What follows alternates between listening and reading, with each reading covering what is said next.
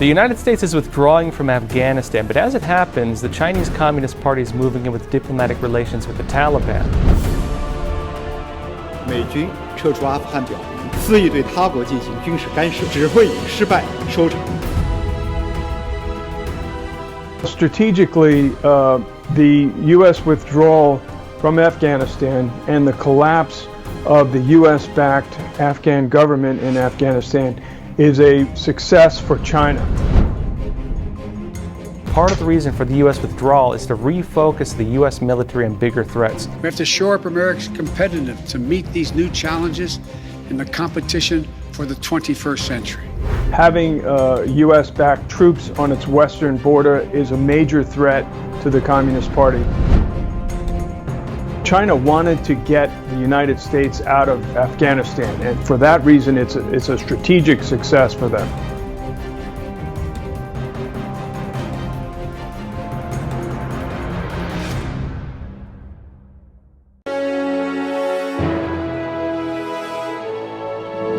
Hey, welcome back, everyone.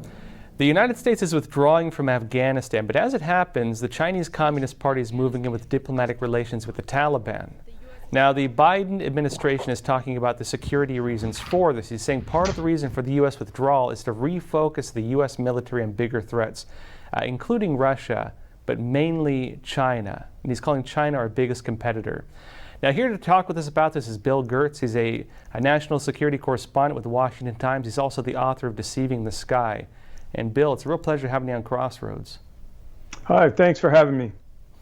So why don't we start off with the big picture of what's happening right now. Of course, the U.S. is withdrawing from Afghanistan. There's a lot of pretty serious implications to that as the Taliban takes over the country. China is stepping in, and the Biden administration is talking about the reason for this as being, well, to refocus U.S. military efforts, especially on China. Is this, I guess, what's your take on the broad picture of this in terms of the U.S. reposturing? Well, strategically, the U.S. withdrawal from Afghanistan and the collapse of the U.S.-backed Afghan government in Afghanistan is a success for China. The Communist Party of China has been driving home the point that having U.S.-backed troops on its western border is a major threat to the Communist Party. They saw it that way. They were working with the Taliban. We saw before the fall of the Kabul to the Taliban that a senior Taliban leader traveled and met with a top Chinese official, party official there. So China wanted to get the United States out of Afghanistan, and for that reason, it's a strategic success for them. On the downside, they now have to face an Islamist pro-terrorist state on its western border, which it is also dealing with the threat of terrorism in Xinjiang and other parts from Central Asia. So now they're going to have to deal with the Taliban terrorist threat. China's Communist Party has tried very hard to buy off the Taliban through its support with the idea that as long as the Chinese party would support the Taliban, as long as they don't start sending Islamist terrorists into China. We'll see if that lasts. There was a recent incident in Pakistan where the Pakistan arm of the Taliban attacked a number of Chinese engineers that were working in that part in Pakistan. And this was clearly a signal that the Taliban may not be pro-China.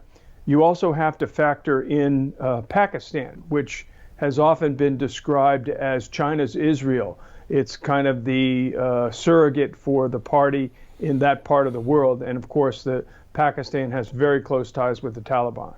Well, and this brings up a few other issues too with like the politics in this area. China's also closely aligned with Iran. The Iranians typically do not like the Taliban whatsoever because historically, of course, just going back in history, Cold War, when the Soviets were working with the Northern Alliance, fighting the Mujahideen and the Taliban, you actually had Taliban forces go into one of the, I believe it was the Iranian consulate at the time, and they were on a phone call saying, hey, we're getting attacked, and they got killed while they were on the call. And it was for the Iranians, a very horrific moment, that famous phone call. And so China's trying to work with Iran which is opposed to the Taliban. They're trying to work with the Taliban, where you have several factions of it, as you mentioned. I believe close to 5 or 6 in Afghanistan just itself, none of which really know who's in charge based on my sources. And then at the same time, Pakistan, which, as you mentioned, separatist forces aligned with the Taliban are attacking Chinese assets. And so what is China getting itself into while trying to manage this whole region, while also persecuting Muslims in Xinjiang or East Turkestan?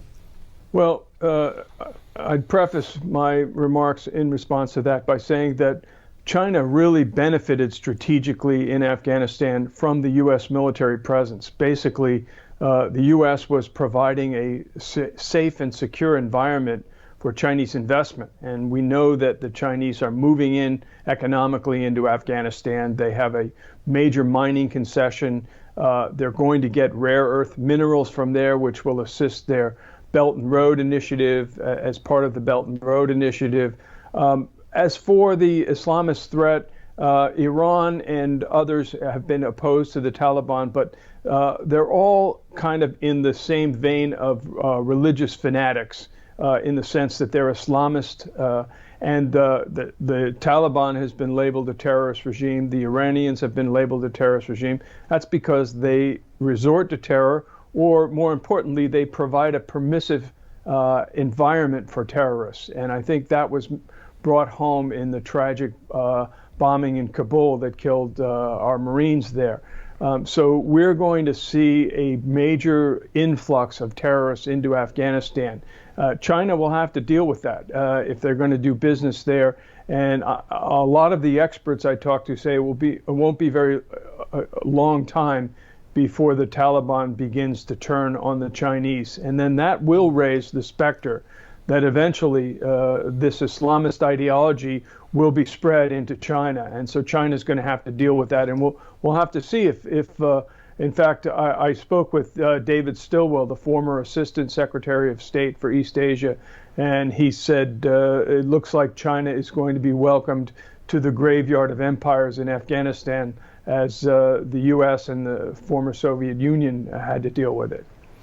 I want to get into a few points on this. I think one of the big ones to get into is, well, China getting involved with the graveyard of empires in Afghanistan, which is going to be very interesting to watch, especially because they're already getting engaged in all these conflicts. If you look at Balochistan and ironically Pakistan, they've been trying to get the Pakistanis to fight the terrorists on their behalf because you have separatist groups attacking Chinese assets, and while trying to manage, of course, these different powers. But first I want to talk real brief about the U.S. side of this, because now you have, allegedly at least, a resurgence of ISIS, ironically released from prisons, thousands of them by the Taliban.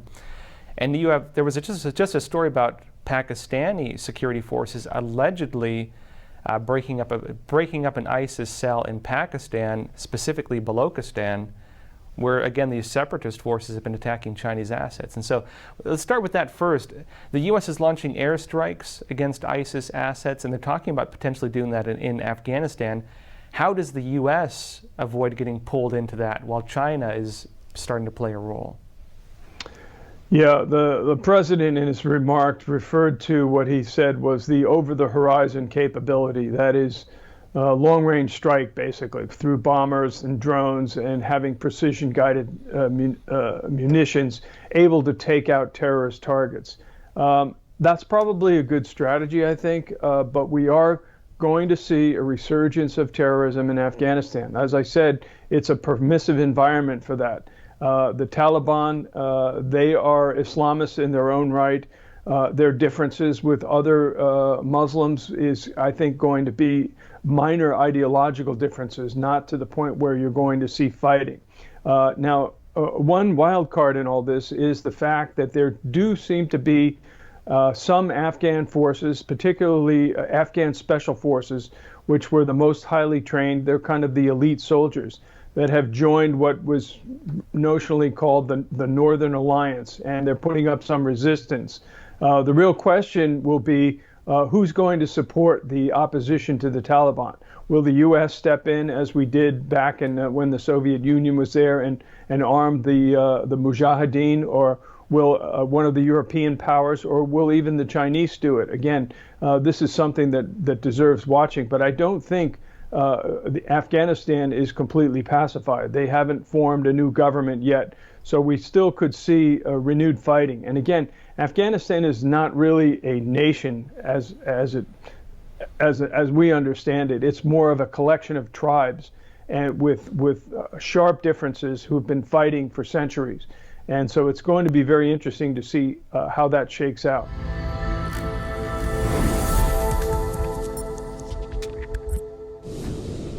Well, folks, 2 months on now, and we are still totally demonetized by YouTube. But given the situation where we have to censor ourselves if we want to really stay on this platform and make it work, we've decided on something else, which is this. We've launched a new platform called Epoch TV, EPOCHTV.com. And through this, we're able to publish uncensored content. News that can criticize anything we'd like, news that can talk about anything we'd like, news that can give you real information from any part of the world about any topic without having to worry whether individuals will censor it. And in this current environment where information is being controlled, where narratives are being controlled, and where anyone who steps outside the boundaries of what is the accepted narrative by the fact checkers, quote unquote, by different big tech organizations, by media organizations, and so on. This is something that we believe is needed for the modern political environment, where people should be able to call things out. People should be able to question things. This is the basis of the Fourth Estate in America. The belief, again, that media should be able to hold government power in check, and that media should be able to inform the public about the issues they should be informed about, because that is the basis of our election system. An informed public making informed decisions. If you control this system of information, you control the political system. And folks, being a media organization, we can't stand for that. And so again, we have created an uncensored platform, Epoch TV. And anyone who wants to support Crossroads or support our broader mission of bringing real news, uncensored news that's not afraid to stand up for what matters, please check out our website, epochtv.com, EPOCHTV.com. Check out the link below, and folks, please support us there.